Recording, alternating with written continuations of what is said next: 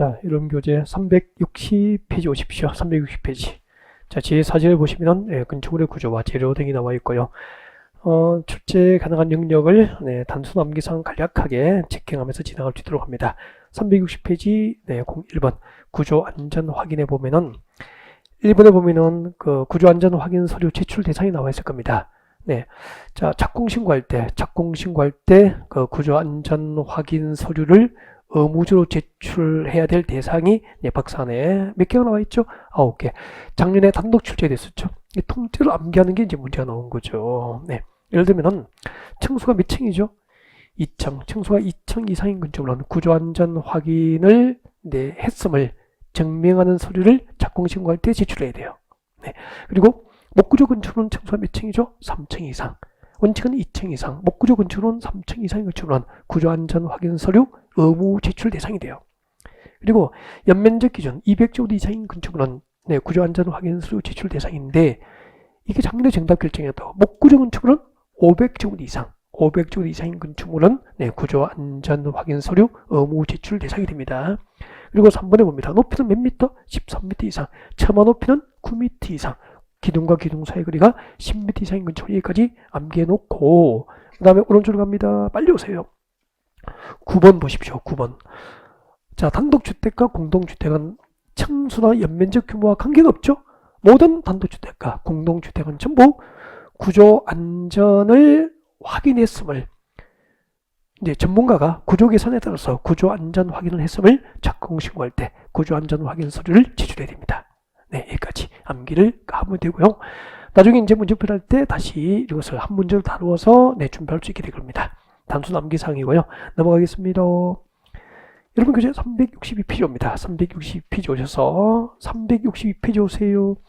양괄호 5번 방화지원의 건축물 기준이 나와 있을 겁니다. 꼭 읽고 지나가면 돼요. 리딩 읽어놓고 6번에 옵니다. 범죄 예방 기준 준수 대상이 작년에 통째로 한 문제였어요. 29회 시험 칠 때 그동안에 처음으로 나온 거예요. 그래서 작년에 통째로 한 문제 나왔기 때문에 올해는 나올 확률은 거의 없죠. 그래서 참고만 했으면 좋겠습니다. 암기 부담 드리기 싫고요. 그 다음에 넘어가겠습니다. 넘어가가지고 여러분 교재 366페이지입니다. 366 빨리 오세요. 366페이지 오면은 2번 대지 분할 제한이 나와 있습니까? 별표하시고 국토교육법에서 이미 그 개발인 허가를 할 때 배웠던 기억이 날 겁니다. 미칠 것이십시오. 자, 우리 건축법상 건축물 있는 대지는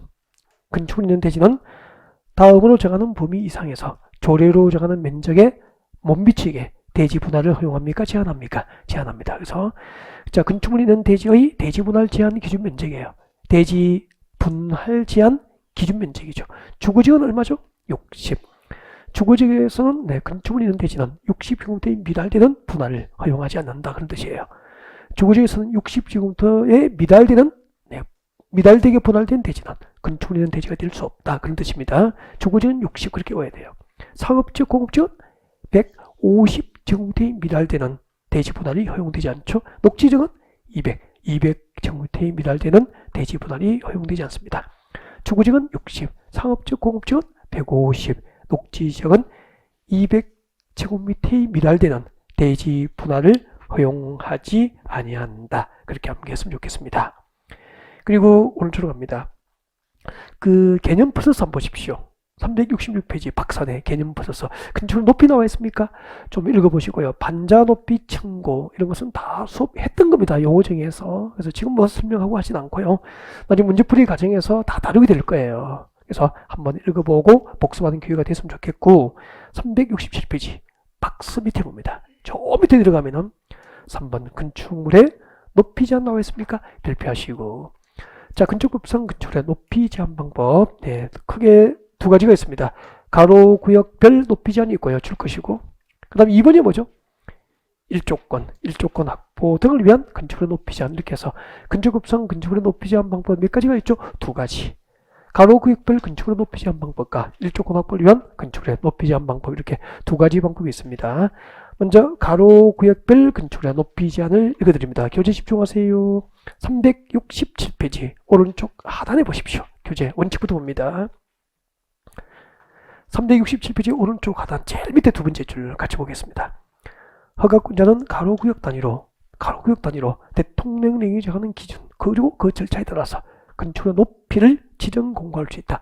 허가권자는 가로구역 단위로 하여 건축의 높이를 지정하여 공고할 수 있고요. 그 지정 공고된 높이를 초과할 수 없도록 높이 제한하는 게 원칙이란 뜻이에요. 넘깁니다. 넘겼습니다. 그 원칙에 대해서 몇 가지 예외가 인정되죠? 세 가지. 최고 높이를 지정 공고했지만 건축물의 용도나 형태에 따라서 높이를 완화 적용할 수 있습니다. 기업은 완화 적용할 수 있다 줄 것이고요. 2번 특별시 광역시 지역 특별시 광역시 지역에서는 가로구역별 건축 높이를 무엇으로 정하죠? 특별시 광역시 조례로 정하고 조례로 정한 높이를 초과할 수 없도록 높이 제한을 할 수도 있어요. 2번에 특별시 광역시 조례 줄 것이면 되죠. 그리고 D번 같은 가로구역이지만 서로 다른 높이를 지정 공고해서 높이 제한을 다르게 할 수도 있습니다. 상이한 높이를 지정 공고할 수 있다. D번 줄 것이면 되죠. 그렇게 하고 무조건 고개를 들면은 이해가 되면서 자동으로 암기도 될걸요. 그래서 고개 들고 앞에 봐주세요. 교재를 안 보는 게 좋습니다. 자, 지금부터 앞에 오시고 자, 건축법상 건축물의 높이 제한입니다. 높이 제한. 자, 집중하십시오. 건축법상 건축물의 높이 제한 방법 몇 가지가 있었죠? 두 가지가 있었지 뭐. 가로구역별 높이 제한 방법이 있습니다. 가로구역 단위로 건축물의 높이를 제한할 수 있다. 근데 지금 처음 공부하신 분 가로구역이 무엇인지도 지금 모르잖아. 그래서 자, 잠깐 가로구역부터 이야기를 좀 하려고요. 보시고요. 한자로 무슨 가짜 쓸까요? 그리가짜입니다. 그리가짜. 길가짜입니다. 길가짜. 로자는 뭐죠? 길로자 쓰는 거죠. 그래서 둘 다 도로를 의미하는 거야. 그래서 가로구역은 이렇게 됩니다. 가로구역이라 하면 보시고요. 보여드릴게요. 이게 도로입니다. 이것도 도로예요. 이것도 도로예요. 그리고 이것도 도로예요. 그러면은 가로구역은 사방이 도로로 둘러싸인 이 부분을 우리 건축에서는 가로구역이라고 하는 거예요. 우리 강남 해크사원이 위치한 이곳은 가로구역이에요, 아니에요? 가로구역이죠. 사방이 도로입니다. 이 구역도 이렇게 허가권자. 그러면 허가권자 누구죠? 강남구청장이잖아. 강남구청장.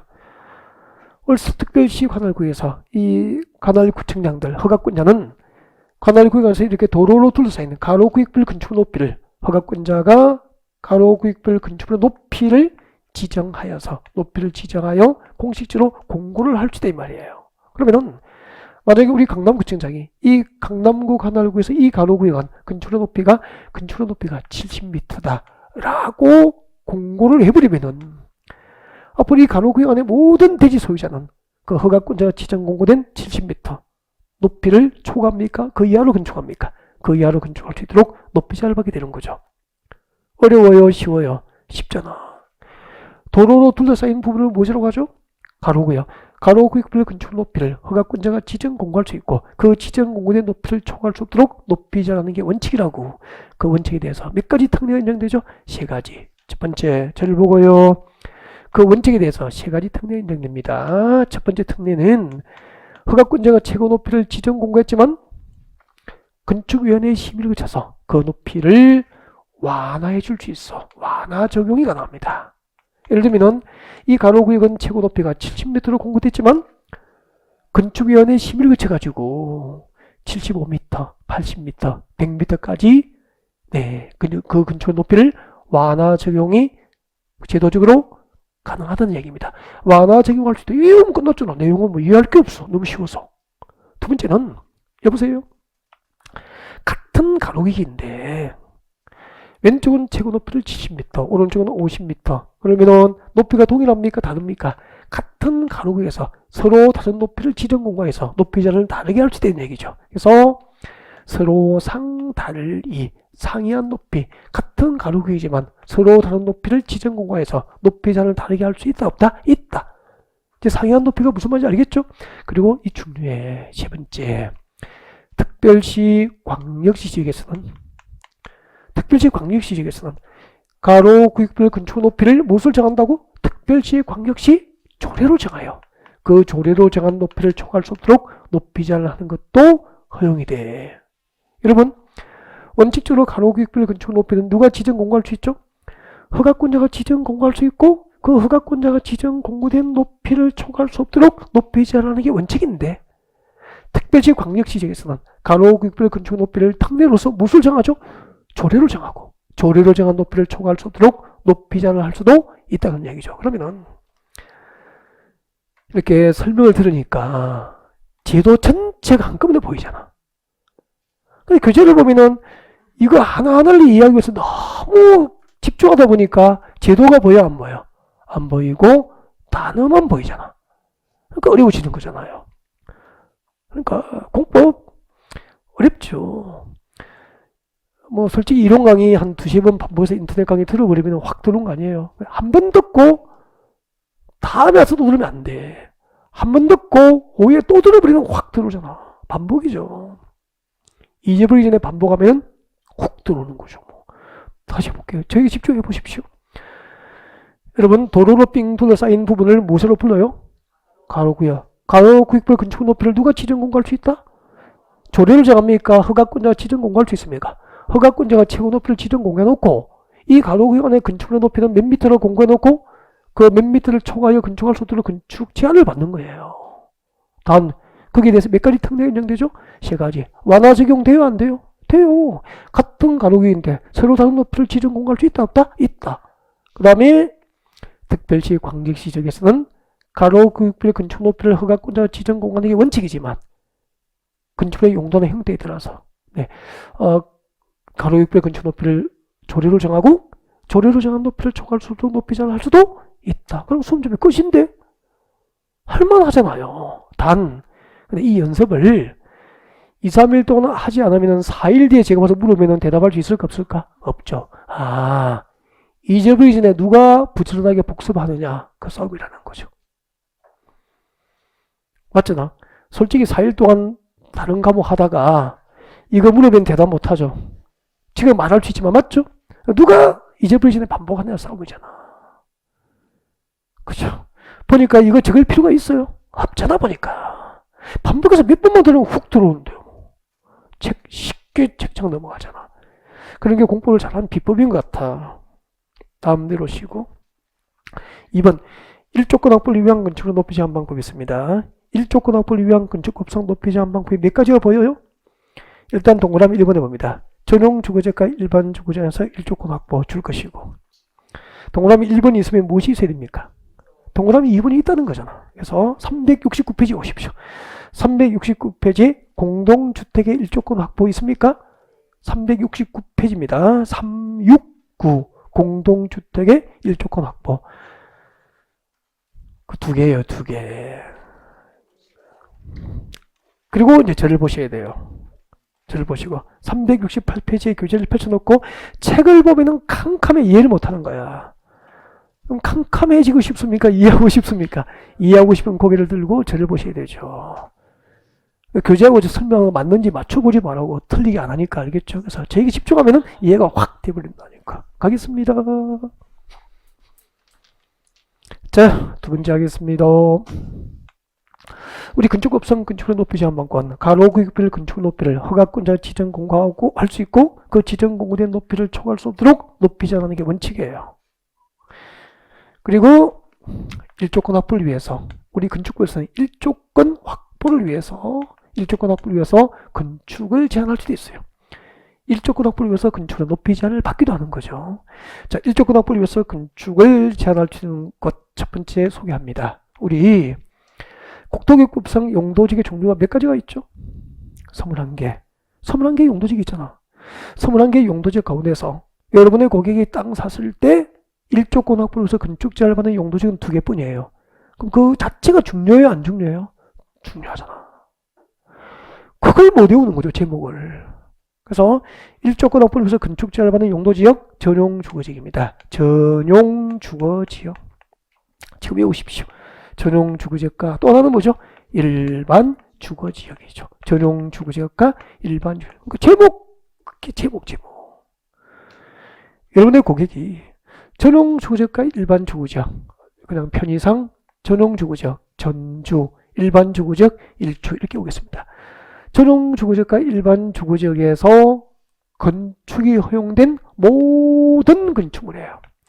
전용 주거지역과 일반 주거지역에서는 건축이 허용된 모든 건축물이 일조권 확보를 위한 건축을 제한받게 됩니다.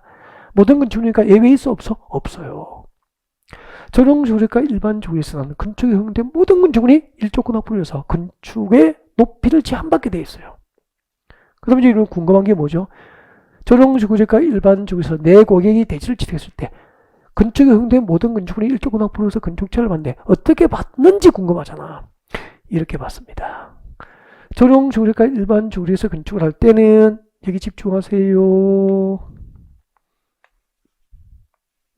자, 여러분 오른쪽이 북쪽이에요. 북쪽이고 왼쪽이 남쪽이라고 하겠습니다. 북쪽과 남쪽이에요. 보통 남쪽 하늘에 태양이 있잖아. 여기 태양이 있습니다. 이렇게 비출 거야, 태양이.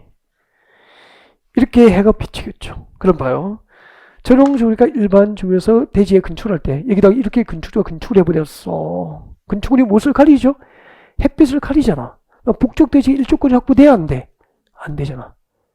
여기에 법으로 여기에 일조권을 확보해주기 위해서 법을 만든 거예요. 앞으로 전용 주거지역과 일반 주거지역에 건축하는 이 건축물의 각 부분의 높이에 따라서 전용 주거지역과 일반 주거지역에서 건축하는 이 건축물의 높이에 따라서 이 건축물 기준으로 보십시오. 이것은 뭐죠? 정남 방향의 대지 경계선이잖아. 이것은 뭐죠? 정북 방향의 대지 경계선이잖아. 정북 방향의 대지 경계선으로부터 이 건축하는 건축의 높이에 따라서 이 정북 방향의 인접 대지 경계선으로부터 이 건축물을 띄워서 건축하게 하는 거죠. 이 사이를 띄워 건축하게 해요. 그럼 상상해봐요. 잠깐. 이 북쪽 방향의 대지 경계선부터 이 건축물을 띄워서 여기까지 띄워서 건축했어. 그러면은 이 건축물 위로 일조권 확보될 수 있죠? 그러면은 전용 주거지역과 일반 주거지역에 건축하는 이 건축물 각 부분의 높이에 따라서 이 띄우는 거리가 달라지는 거예요. 높으면은 많이 띄우면 되죠. 그래서 전용 주거지역과 일반 주거지역에서 건축하는 이 건축물 각 부분의 높이가 9m 이하입니다. 9m 이하이면은 정남 방향의 대지 경계선입니까? 정북입니까? 정북 방향의 인접 대지 경계선으로부터 9m 이하는 1.5m 이상을 띄워서 건축하면 돼요. 그 다음에 해당 건축물 높이가 9m를 초과했습니다. 9m를 초과하면은 이 건축물 높이가 10m예요. 그러면 9m를 초과한 거 맞죠? 9m를 초과하면은 해당 건축물 각 부분 높이의 2분의 1 이상을 띄웁니다. 그러면 10m라면은 10m의 2분의 1은 얼마죠? 5m. 정북 방향의 인접대지 경계선으로부터 5m 이상을 띄워서 건축하게 되는 거죠. 그러면 북쪽 방향의 대지로부터 5m는 건축할 수 있습니까? 비워야 됩니까? 정북 방향의 일조권 확보를 위해서 비워두고 건축해야 되는 거예요. 이해가 됐습니까? 시험 문제 낼게요. 이제 설명드리는 거 답을 찾아야죠. 우리가 이것을 공부하는 목적은 객관식 시험을 답 찾는 게 목적이지 뭐 이해하는 게 목적은 아니잖아. 이해도 답을 찾기 위한 과정이잖아. 수단일 뿐이죠. 그럼 문제 내겠습니다. 설명 듣고 이거 보고 대답을 못하면은 안 되죠. 준주거지에서 건축이 허용된 모든 건축물은 준주거지에서 건축이 허용된 모든 건축물은 정북 방향의 인접대지 경계선으로부터 건축하는 건축물의 높이에 따라서 일정 거리를 띄워 건축해야 한다. 옮겼습니까? X. 준주거지는 일조권 확보를 위한 건축 제한 대상 지역입니까? 아닙니까? 아니죠. 시험 문제 그렇게 나와요. 그래서 여러분은 일조권만 딱 나오면은 전주 일조. 이 반사적으로 나와야 되는 거죠. 일조권 확보를 위해서 건축 제한을 받는 용도지역은 전용 주거지역과 일반 주거지역에서는 건축에 허용된 모든 건축물이 일조권 확보를 위해서 원칙적으로 그 건축하는 건축의 높이에 따라서 정북 방향의 대지 경계선으로부터 일정 거리를 띄워서 건축하는 거죠. 다시 할게요. 제3종 일반 주거지에 건축하는 초등학교 건축물은 공용 건축물에 해당하므로 일조권 확보 대상에서 제외된다. 옮겼습니까? X. 왜요? 일반 주거지에 건축에 허용된 모든 건축물은 일조권 확보를 위한 건축 제한 대상이니까 공용 건축물도 일조권 확보를 위한 건축 제한 대상이 되겠지요. 밑에 숫자를 외워야 될까요? 외우면 좋죠. 근데 이런 게 정답을 결정하지는 잘 않더라는 거죠. 거의 제목이죠, 제목. 그 그 다음에 두 번째는 여기를 봐주십시오. 아까 동그라미 2번 줄 거잖아. 공동주택은 일조권 확보를 위한 건축 제한 대상이 되는 거예요. 여기 보고 대답해 주십시오. 우리 지난주에 건축법상 공동주택의 종류가 4개가 있었죠. 어떻게 외웠죠? 아연다기 그렇게 외웠죠. 빨리 하세요. 이거 뭐죠? 아파트, 연립, 다세대, 기숙사는 공동주택이고, 공동주택은 보십시오. 제목이 어디에 걸리죠? 일조권 확보를 위한 건축 제한 대상이 되는 거예요. 공동주택은 자, 건축법상 공동주택이어도 중심 상업지역과 일반 상업지역에 건축하는 공동주택은 일조권 확보 대상입니까? 제외입니까? 제외. 그렇게 돼요. 중심 상업지역과 일반 상업지역에 건축하는 공동주택은 일조권 확보 대상에서 제외. 그렇게 됩니다. 그 말 바꾸기 가면 한번 보세요. 그 말 바꾸기 가면은 중심 상업지역과 일반 상업지역을 제외한, 그러면 21개 용도지 가운데 2개를 제외하면 몇 개가 있죠? 19개. 중심 상업지역과 일반 상업지역을 제외한 나머지 모든 용도지에 건축하는 공동주택은 일조권 확보를 위한 건축 제한 대상이 된다는 이야기예요. 이해가 되죠? 그럼 이렇게 하면 되잖아. 건축물을 건축하는 용도지역이 전용 주거지역과 일반 주거지역에 해당하거나, 아니면은 중심 상업지역과 일반 상업지역을 위한 나머지 모든 용도지에 건축하는 공동주택이면은 둘 중 한 개에 걸리면은 건축법상 일조권 확보를 위한 건축 제한 대상이 된다는 이야기잖아. 그러니까 혼자 독학으로 하면은 워낙 밑에 살이 많이 붙어 있기 때문에 이 제목 2개를 일조권 확보를 위한 건축 제한 대상으로 한꺼번에 볼 수 없어. 못 보니까 어려운 거잖아요. 문제 되겠습니다. 문제 나갑니다. 잘 듣고 대답하세요. 준주거지에 건축하는 연립주택은 건축법상 일조권 확보를 위한 건축 제한 대상이다. 오 믿겠습니까? 오죠. 준주거지는 여기에 해당되지 않죠?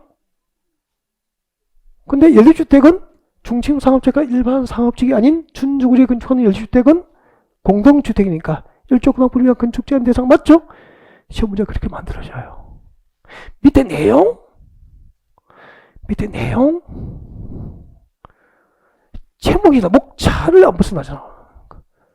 여러분의 기출문제 수준은 거기까지입니다. 그러면 높이 제한도 할만하잖아요. 전용 주거지역과 일반 주거지역을 건축에 허용된 모든 건축물, 그리고 중심 상업지역과 일반 상업지역이 아닌 모든 용도지에 건축하는 공동주택은 건축법상 일조권 확보를 위한 건축 제한을 받는 게 원칙인데, 동그라미 3번 오세요. 370페이지에 있어요. 370.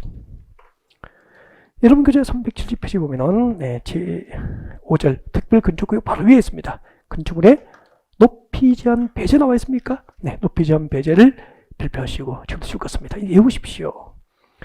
2층 이하로서 높이가 얼마? 8m 이하인 건축물이죠. 2층 이하로서 높이가 8m 이하인 건축물은 두 번째 줄에 줄 껐죠? 두 번째 줄 끝에 일조권 확보를 위한 건축물의 높이 제한 규정을 적용하지 아니할 수 있다.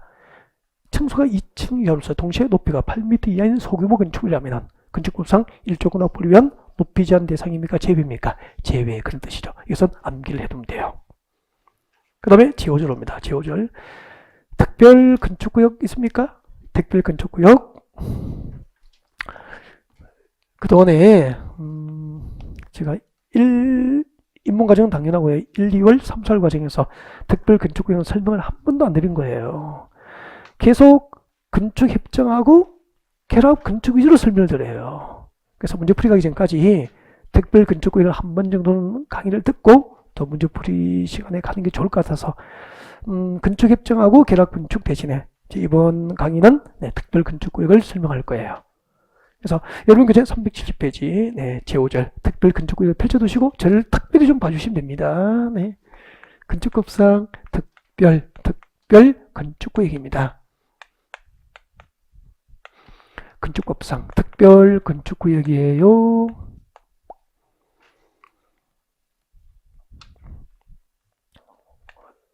건축법상 특별 건축이 무엇인지 개요에 대한 이해가 우선돼야 되겠죠. 그래서 지금부터 특별건축구역 제도가 무엇인지를 잠깐 좀 소개하려고요. 이게 그 국어적으로 정의된 개념이 있습니까? 없습니다. 그리고 건축구에도 특별건축이 무엇인지에 대해서 뭐 이렇게 용어 정의를 잘 하진 않죠. 물론 특별건축에 대한 용어를 법으로 정의하고 있는데 그 보면은 잘 몰라요. 그래서 이야기를 좀 듣는 게 좋죠. 네. 자, 여러분 오늘 수업하시느라 고생 많으셨으니까 오늘 네. 여러분을 저희 유럽으로 네. 모시겠습니다. 여러분 저는 유럽 쪽은 여행을 아직 못 가봤어요. 직업상 갈 수가 없어. 학기가 끝나면은 이제 10월 때 시험 보잖아. 본다고 나면은 그때 기본서 교정 보고 한참 뭐 하고 총평해야 되고 뭐 해설 강의 녹화하고 그런 거 때문에 일정이 나오질 않아요. 갈 수가 없어. 돈은 있는데.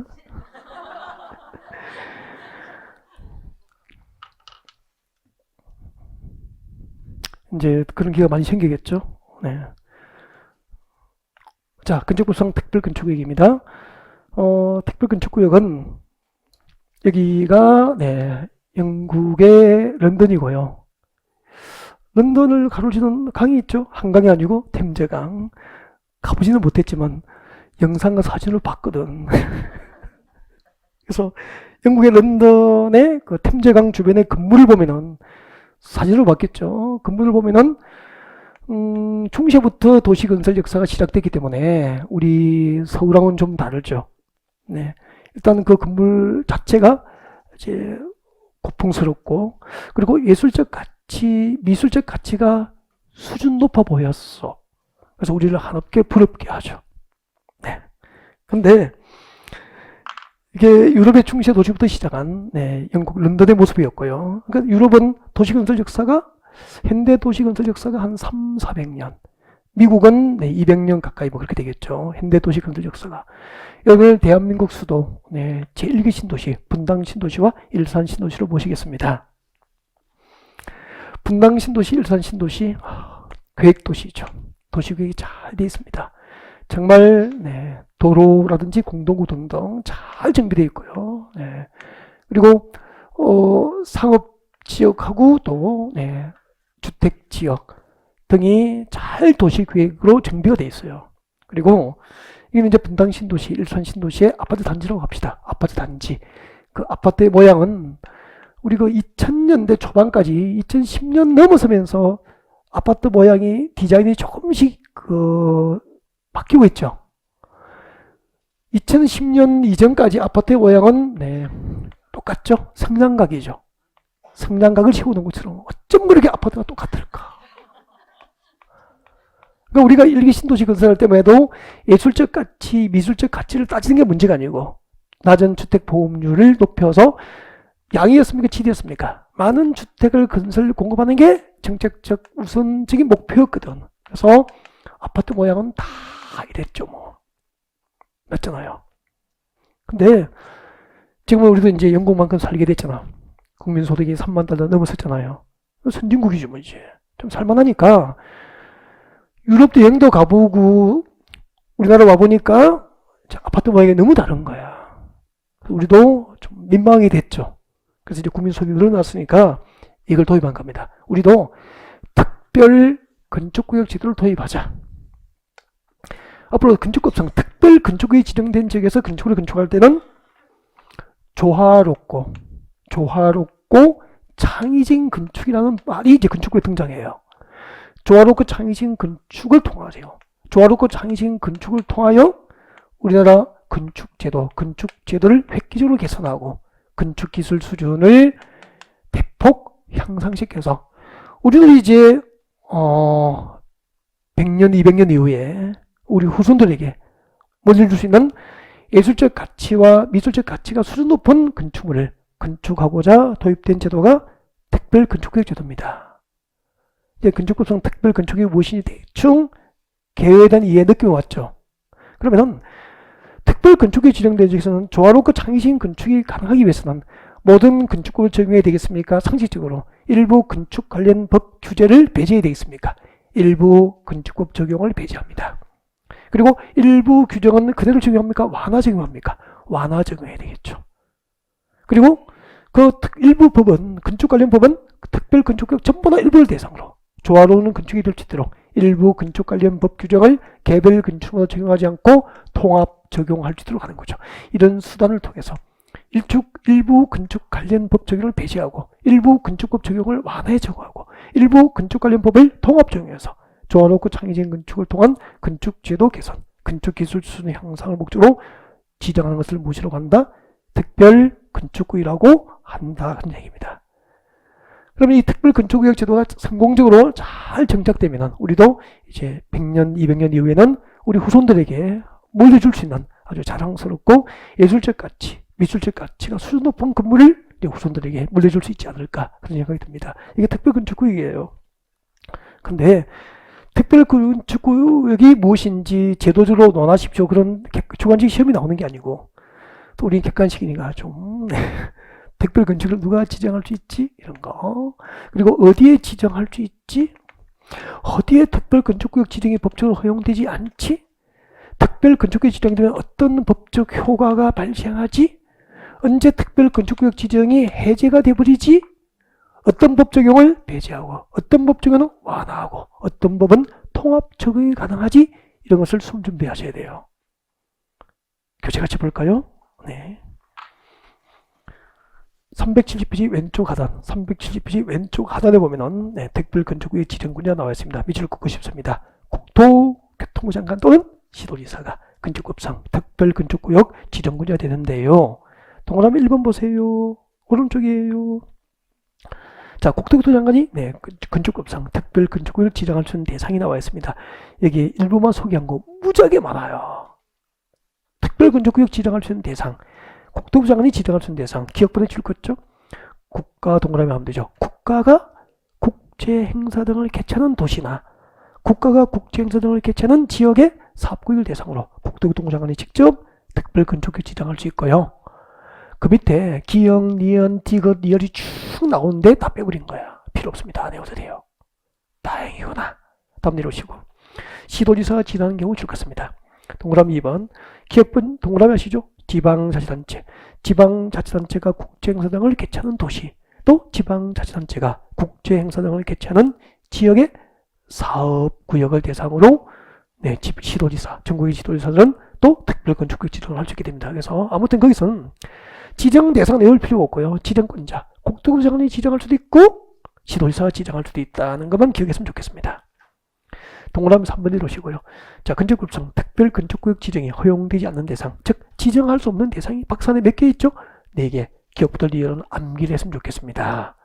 예를 들면 개발제한구역의 지정 및 관리에 관한 특별조치법상 출것죠. 개발제한구역. 우리가 그린벨트라고 배웠죠? 개발제한구역은 건축물의 건축 등, 건축물의 건축 등 개발이 제한되기 때문에 여기서 창의적이고 조화로운 건축은 말도 안 되죠. 그래서 그린벨트 안에서는 특별 건축구역 지정이 허용됩니까? 제한됩니까? 제한. 개발제한구역, 개 동그라미 합니다. 그리고 자연공원법상 자연공원 출것죠. 자연공원은 자연 환경을 잘 보존해서 그리고 도시민들에게 건전한 여가 휴식 공간을 제공해야 되잖아요. 그런 지역에 건축이 되면 안 되겠죠. 네, 그래서 특별 건축구역 지정이 제한됩니다. 접도구역 출것죠. 여러분 그 도로법상 접도구역 배운 적이 있습니다. 여러분 도시지역에 적용하지 않는 법 2개. 도시지역에서는 도로법상 접도구역의 지정에 관한 법과 농지법상 농지취득자격증명 규정을 적용하지 않는다. 그때 접도구역은 도시지역에 지정됩니까? 도시지역 밖에만 있습니까? 도시지역 밖의 도로 주변에 접도구역이 지정되거든. 그러면 도시지역 밖에 도로 주변에 접도구역이 지정되면 도로 주변의 자연경관을 유지 보존하기 위해서 건축의 건축 등 개발이 허용됩니까? 제한됩니까? 제한되기 때문에 건축의 건축 등 개발이 제한되는 접도구역 안에 특별 건축구역 지정 말도 아니죠. 네, 동그라미 하시면 됩니다. 그리고 산지관리법상 주는 보전산지입니까? 보전산지입니까? 보전산지.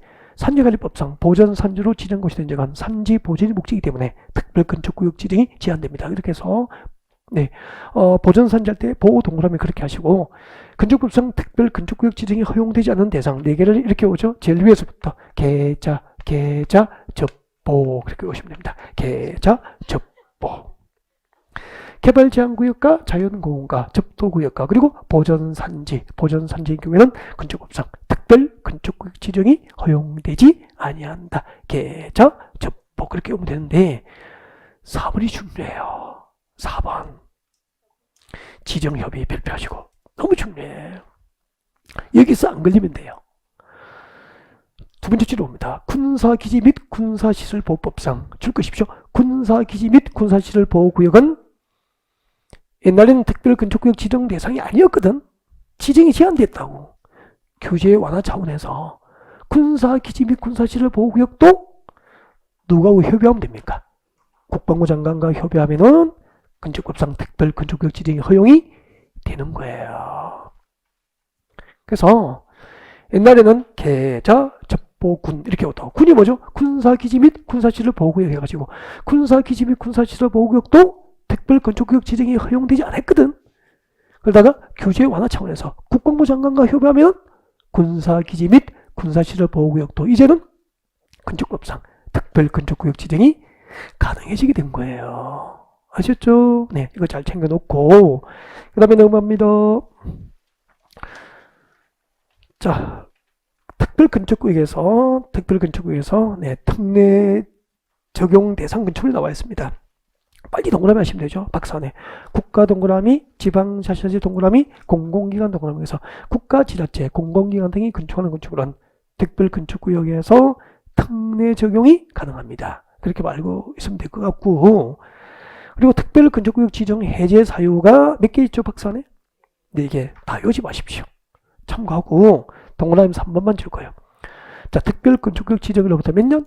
5년 내에 그 지정 목적에 부합하는 건축물 착공이 이루어지지 않으면 특별건축구역 지정을 해제할 수 있도록 하고 있습니다. 이거 하나 봐놓고 4번에 발표하시면 끝난 거예요. 4번 특별건축구역 지정 효과입니다. 자, 건축법상 특별건축구역 지정하거나 변경한 경우에는 줄 것이십시오. 국토교육법상 도시공원관리구역 결정 고시가 이성으로 의제가 됩니다. 건축법상 특별건축구역 지정이 고시된 경우에는 국토교육법상 도시공원관리구역 결정 고시가 이성으로 본다 이 말이에요. 단 그 도시공원관리구역 중에서 가로 안에 줄 것이십시오. 용도지역, 용도지구, 용도구역의 지정과 변경은 의제 대상입니까? 제외입니까? 제외. 이게 정답을 또 결정했었죠. 그 다음에 이제 그 밑에 특별건축구역 지정 효과에 보면은 5번에 봅니다. 5번에 오십시오. 특별건축구역 지정 5번에 보면은 관계법령에 적용 배제 나와 있죠. 특별건축구역 지정됐을 때 아까 일부 법 적용을 합니까? 배제한다고 그랬습니까? 배제되는 규정이 쭉 나와 있어요. 7개. 그 다음에 적용 완화 규정이 10개인가 돼요. 10개 정도. 건너편에 나와 있죠. 동그라미 2번. 이런 것은 외워야 될까요? 참고할까요? 외우지 마세요. 제발. 아셨죠? 그래서 안 외워도 되고, 특별건축구역에서 통합 적용 대상은 3개니까 외워도 괜찮아. 특별건축구역 지정된 적에서 개별 건축물만 적용하지 않고 통합 적용할 수 있는 규정이 몇 개 있습니까? 3개. 373페이지 6번이죠. 통합 적용 대상에서 암기를 합니다. 자, 특별건축구역 지정된 적에서는 문화예술진흥법상 출구죠. 미술작품 설치, 미동그라미, 미술작품 설치에 관한 규정과 주차장법상 부설 주차장 설치, 부동그라미, 그리고 도시공원 및 녹지대행하는 법률상 공원의 설치, 공동그라미, 미부공은 개별 건축물만 적용합니까? 통합 적용 대상입니까? 통합 적용할 수 있다. 이거 정도만 살짝 외우면 될 것 같고요.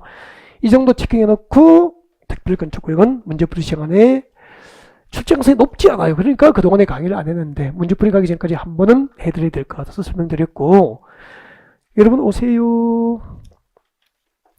건축협정 375페이지 건축협정, 그리고 377페이지 결합건축은 1, 2월 강의, 3, 4월 강의에서 무지하게 설명 많이 드렸어요. 네, 참고하시면 될 것 같고, 그 다음에 이제 하나가 남았어. 여러분이 하셔야 될 게 378페이지 와요. 378페이지 오면은 무엇이 나와 있죠? 건축법상 이행강제금. 한 번도 설명 안 했거든요. 한 번 듣고 문제풀이 가셔야죠. 그래서 이행강제금 부과 등 펼쳐놓고 저를 보시고 설명 듣고, 이게 마지막 테마죠.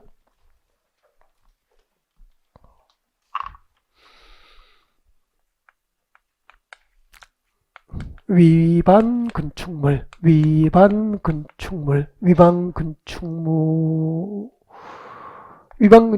대한 건축법상 조치를 지금부터 배운 거예요. 자, 위반 건축물에 대해서는 건축법상 어떤 조치가 가능하게 될까요? 라고 하는 설명드릴 겁니다. 그래서 1번에 보면 위반 건축물에 대한 조치 등 나와 있습니까? 이거 살짝 암기하셔야 된다고 설명드리면서 암기하십시오. 그래서 위반 건축물에 대한 조치 등 해놓고 박사원의 1번부터 4번은 암기하는 거예요. 암기라고 적어놓고 절 보시면 돼요. 절 보십시오. 예보 드릴게요. 여기요. 강남 대로변의 빌딩입니다. 강남 대로변 빌딩이고 45층 빌딩이에요. 강남 대로변은 45층 빌딩. 한 층당 임대 수입이 연간 얼마라고 할까? 네, 10억 할게요. 어떻게 하셨지? 한 층당 임대 수입이 10억이라고. 다 부자들이니까 놀라지도 않네. 한 층당 임대 수입이 10억이라고요. 연간. 네. 연간 임대 수입이 450억이잖아. 그죠? 네. 근데요. 이 건축주가 3개 층을 불법으로 증축합니다. 3개 층을 불법으로 증축하면 그런 일이 없겠지만 그때부터 건축법을 위반한 거 맞죠? 이렇게 어떤 건축물이 건축법을 위반했거나 건축법에 의한 처분과 명령을 위반하면 그때부터 그 건축물을 위반 건축으로 부르는 거야. 그러면은 불법으로 증축된 건축물은 건축법을 위반한 건축물 맞죠? 그래서 위반 건축물이라 그래. 그러면은 이렇게 버젓이 불법으로 허가나 신고 없이 증축한 건축물에 대해서는 근황도 해야 됩니까? 일정한 건축법상 조치를 해야 됩니까? 제재 조치가 필요하죠? 지금부터 이오시라고. 자, 건축법상 위반 건축에 대해서는 다음과 같은 조치를 할 수 있게 됩니다. 첫 번째, 같이 보여. 건축허가 승인. 허가나 승인. 허가 승인을 뭐 할 수 있다? 취소할 수 있다. 건축법을 위반한 건축에 대해서는 허가 승인을 취소할 수 있습니다. 하나 이었죠? 이 목차를 이오는 거예요. 두 번째, 위반 건축에 대해서는 그럼 잠깐 불법으로 증축되는 과정에서 위반 사실이 발견된 거예요. 발각됐어.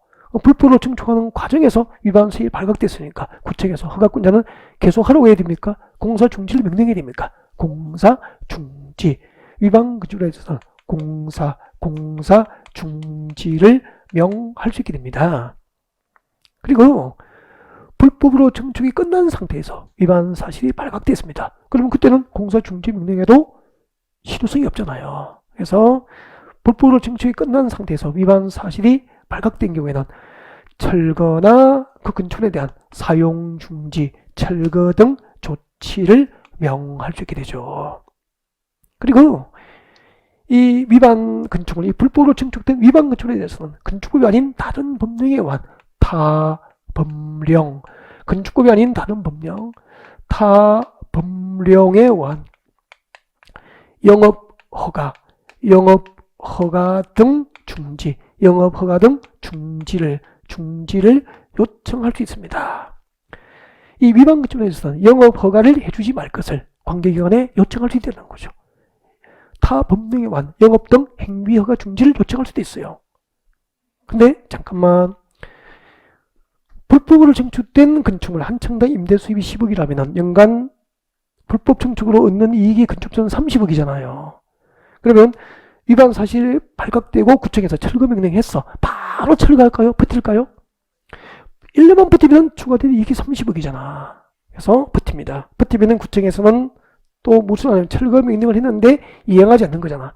그러면은 과태료를 물려요. 행정질서불이죠. 과태료 500만을 물립니다. 1년에 얻는 이익은 얼마죠? 30억. 과태료 얼마나 나왔죠? 500만원. 그 고지세를 받고 건축주가 얼마나 딱 돌아서 가지고 킥킥킥 웃을 거 아니야. 그치? 500. 그렇죠. 그러면은 이제 과태료 500만원을 때려도 철거하지 않고 버티는 거예요. 그러면 또 어떻게 해야 될까요? 네, 구청에서 형사 고발합니다.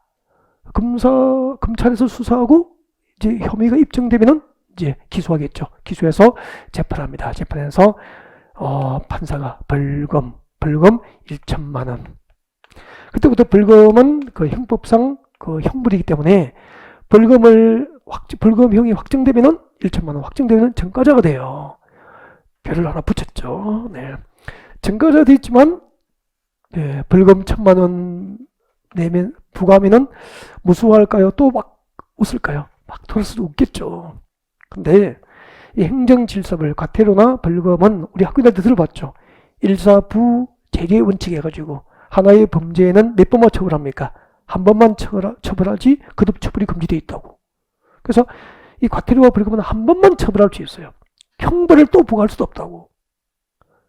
그러면은 실효성이 없잖아. 그래서 철거 등 시정명령을 이행하도록 명령을 하고요. 그 시정명령을 이행할 수 있는 이행기간을 줍니다. 그 시정명령 이행기간 동안에 시정명령을 이행하지 아니한 자에게 그 시정명령을 이행하도록 강제하기 위해서 경제적 제재를 반복적으로 가할 수 있죠. 이를 뭐라고 한 거죠? 이행강제금 부과라고 한 거죠. 그러면은 철거 등 시정명령을 이행할 수 있도록 강제하기 위해서 경제적 제재를 반복적으로 가할 수 있는데 이것을 이행강제금 부과라고 한 거예요. 그러면은 위반 건축물에 대해서 철거 등 시정명령을 이행하지 않을 때 무엇을 부과하는 겁니까? 그 위반 건축물은 이행강제금 부과 대상이 될 수 있는 거예요. 그러면은 위에 과태료 벌금하고 이행강제금의 가장 큰 차이가 있습니다. 이행강제금은 한 번 부과합니까? 반복입니까? 철거 명령을 이행할 때까지, 시정 명령을 이행할 때까지 반복 부과인데 우리 건축법은 1년에 2회 이내에서 반복 부과가 가능해요. 그러면 1년에 2회 이내니까 한 번 부과할 수 있지만 최대 몇 번 부과할 수 있죠? 2번씩. 그러면은 한 번 부과할 때 이행강제금이 20억이라면은 1년에 2번까지 부과하니까 40억씩 철거 명령을 이행할 때까지 경제적 제재를 반복해서 부과할 수 있는 거예요. 그럼 1년에 버티면 추가된 이익이 30억이 이익이 있는데 40억씩 이행강제금을 때리면은 버티면 버틸수록 경제적으로 손해가 나죠? 그때는 돌아서서 웃을까요? 꼬리 내릴까요? 꼬리 내리겠죠. 그 무서운 제재가 이행강제금이에요. 그리고 상습적으로 위반한 자는 가중처벌이 가능하거든요. 가중처벌이니까 40억이 60억 부과될 수도 있고 그렇게 되겠죠. 그렇게 되면 버팁니까? 죄송하다고 합니까? 이제 죄송하다고 꼬리 내리겠지 뭐. 그게 이행강제금이에요. 설명 다 드린 것 같고, 자, 이행강제금 읽어드립니다. 부과대상. 자, 건축법상 이행강제금 부과대상은 허가권자는 철거 등 시정명령을 받은 후 시정기간 내에 시정명령을 이행하지 않은 건축주 등에게 그 시정명령 이행에 필요한 상당한 이행기간을 정하고 그 이행기간까지 시정명령을 이행하지 않으면 이행강제를 부과하게 됩니다. 여기까지 줄 걸 거 없고 다음 줄 것이십시오. 연면적, 자, 4월 말에 요약집 편집이 끝나고 개정됐습니다. 고쳐주세요. 연면적 60제곱미터. 85제곱미터를 얼마로 수정합니까? 60. 이것은 요약집 편집이 끝나고 그죠? 4월 말에 개정이 됐습니다. 그래서 고쳐줘야 돼요. 연면적 60제곱미터 이하인 주거용 건축물은 산정금액 2분의 1 범위 안에서 조례로 정하는 금액을 부과할 수 있도록 이행강제금을 가중합니까? 감면합니까? 감면 해주게 됩니다. 그리고 자, 이행강제금 산정 기준이 기업간 이현이죠. 이거 작년에 시험 나온 거예요. 이행강제금 산정 기준. 자, 기억분해. 금필 동그라미 하시고 빨리 하세요. 동그라미. 용적률 동그라미예요. 자, 금필과 용적률을 초과 건축했거나 그 뒤에 자, 건축 허가를 받지 않고 건축했습니다. 허가를 받지 않고 허가 동그라미. 신고하지 않고 건축했습니다. 신고 동그라미. 몇 개를 동그라미 했죠? 4개. 그래서 이렇게 오야 돼. 잠깐만요. 우리 건축법이 진짜 많은 법 조문이잖아. 그 중에서 허가받지 않고 건축했거나 신고하지 않고 건축했거나 용적률을 초과 건축했거나 그리고 건폐율을 초과 건축한 경우 몇 개입니까? 4개. 허가, 신고, 용적률, 건폐율 이 4개 중 한 개를 위반하면 중요사항 위반이라 그래. 중요사항 위반이기 때문에 그제 보십시오. 위반 면적에다가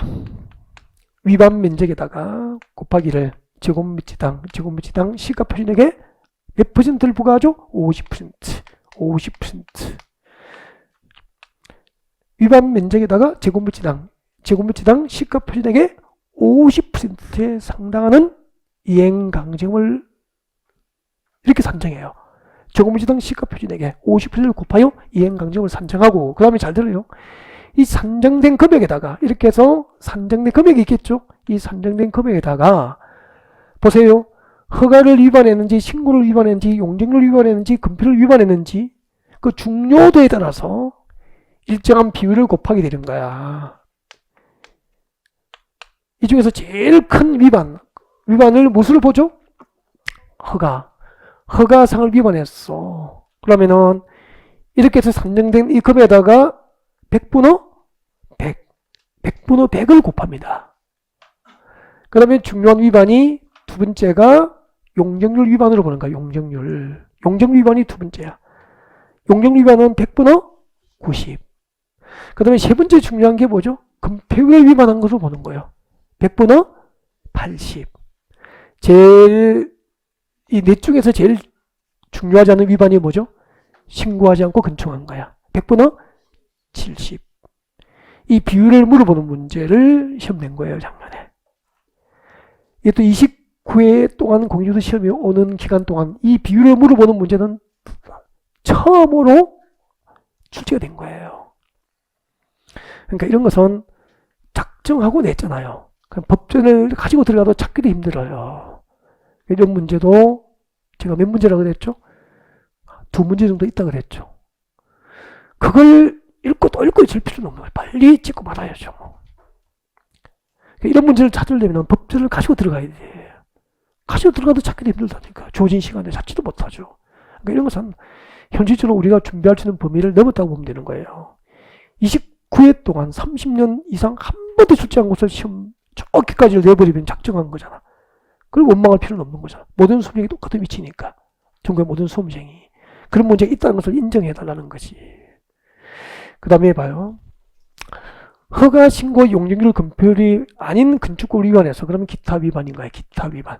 기타 위반은 밑에 보십시오. 위반 면적에다가 제곱미터당 시가 표준액에 100분의 50입니까? 10입니까? 10%를 곱하여 거기다가 대통령령이 정하는 비율을 곱하여서 위반 이행강정을 산정하게 되는 거예요. 그때 또 대통령령이 정하는 것을 찾아서 들어가서 외우려면 필요 없는 거죠. 그러니까 들어갈 필요는 없는 거예요. 여기까지 우리가 공부할 범위고요. 오늘 들어갑니다. 379페이지. 가중부가는 꼭 하셔야 돼요. 이것도 개정됐습니다. 올해. 허가권자는 영리목적 동로, 영리목적으로 위반하거나 그 다음에 상습적 위반 동그라미 이 두 개, 영리목적과 상습적인 위반은 가중처벌돼요. 그래서 자 산정된 금액의 100분의 100으로 수정합니다. 이것도 4월 말에 다시 개정됐어. 역시 편집이 끝나고 100분의 100. 그러니까 가중처벌 수위가 높아졌죠. 100분의 50범에서 가중처벌하다가 100분의 100. 그러니까 아까 40억이면은 100분의 100이니까 한 배를 더 부과해서 이제 가중처벌될 수도 있죠. 그 다음에 부과했습니다. 1년에 몇 회입니까? 2회 이내 꼭 외워둡니다. 건축법상 이행강정은 1년에 2회 이내에서 한 번 부과합니까? 반복 부과합니까? 반복적으로 부과할 수 있습니다. 2회 이내 범위에서 조례로 정하는 횟수만큼 시정명령이 이행될 때까지 반복 부과 징수할 수 있다. 그래서 벌금과 과태료와 이행강정의 가장 큰 차이는 한 번 부과합니까? 반복 부과합니까? 반복 부과라고 볼 수 있죠. 5, 6월에 강의되지 않았던 위반건축물과 이행강제금 제도라든지 그리고 또 건축법상 특별건축구역까지 일단 문제풀이 가기 전까지 한 번 정도 여러분이 강의를 들을 수 있도록 기회를 드린 거라고 생각하시면 되고요. 다음 주에는 주택법 1시간, 3시간 그리고 농지법 1시간 그렇게 해서 다음 주에 종강을 하게 될 겁니다. 수고하셨습니다.